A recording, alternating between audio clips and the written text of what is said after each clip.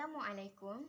Democracy is a government in which the supreme power is vested in the people and exercised by them directly or indirectly through a system or representation, usually involving politically held free elections.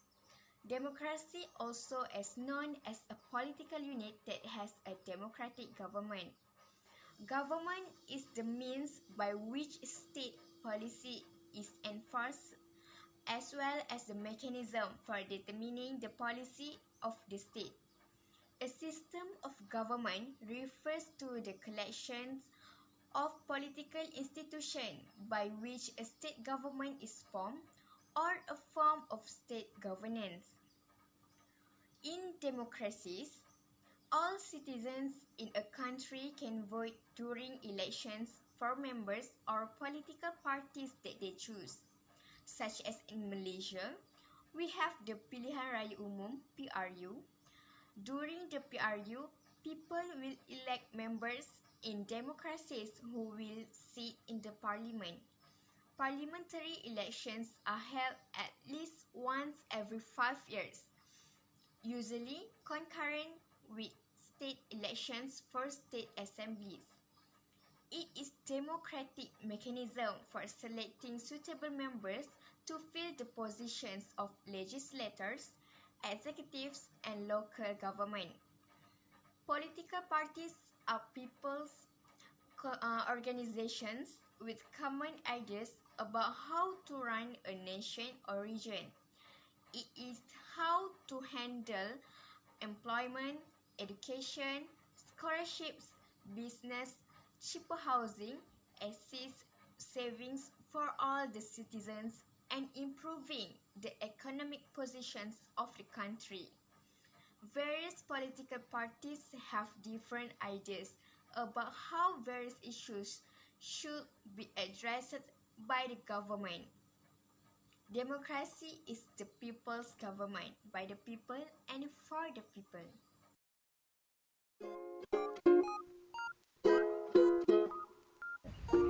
Political democracy are assumed to affect economic growth through a series of channels.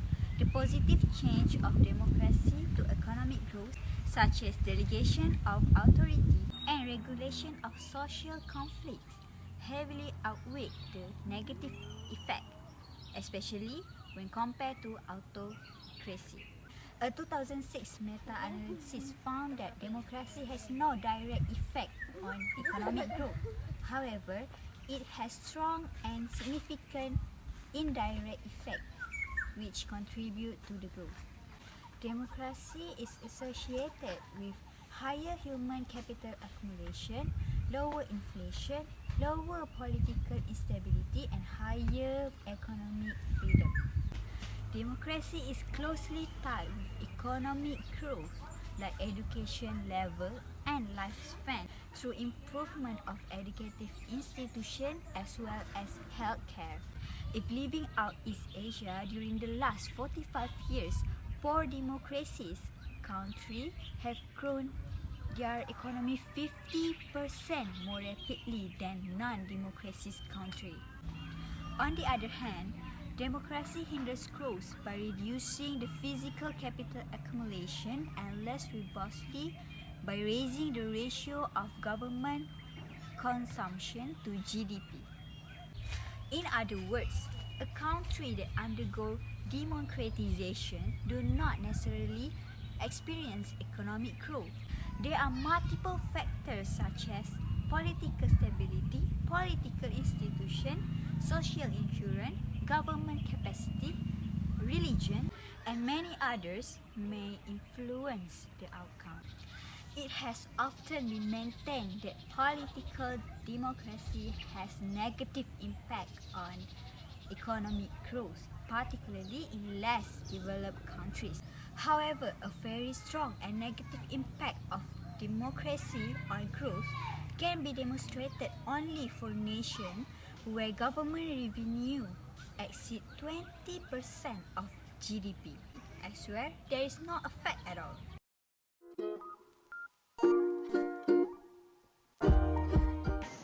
I'm going to share about the latest issue regarding on Malaysia politics.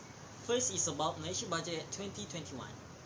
Malaysia 2021 budget was tabled by Finance Minister Tengku Zafrul Aziz on November 6, 2020, with the total expenditure projected at 322 billion next year, almost 8 billion more than the 2020 budget, which is the largest budget in Malaysian history.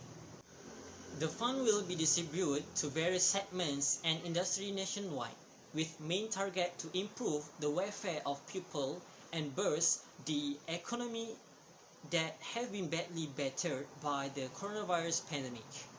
On December 15, 2020, Budget 2021 was finally passed by a vote of 111 against 108 in the Dewan Rakyat. They were concerned that PM Muhyiddin Yassin will face a leadership challenge if the opposition MPs defeat the government's 2021 budget. Passing of the budget sees Prime Minister Muhyiddin Yassin maintains majority support and he will continue to head his administration. Okay, the second issue is about para-MB crisis. Datuk Seri Ahmad Faizal Azumu lost a motion of confidence in him as Para-Menteri Besar in the State Legislative Assembly on December 4, 2020. Only 10 assemblymen vote in his favour, while 48 vote against him and 1 abstain. Ahmad Faizal served as MB from May 2018 to March 2020 before his resignation followed the Sheraton move that saw the fall of Pakatan Harapan rules in the federal and state levels. He was reappointed as MB on March 13 after receiving majority support from the assemblymen, but this time the pendulum had swung against him.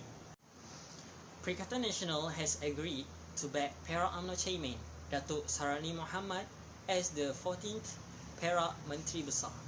On December 10, 2020, Sarani has appointed as new Para-Menteri Besar. That's all from me. Thank you.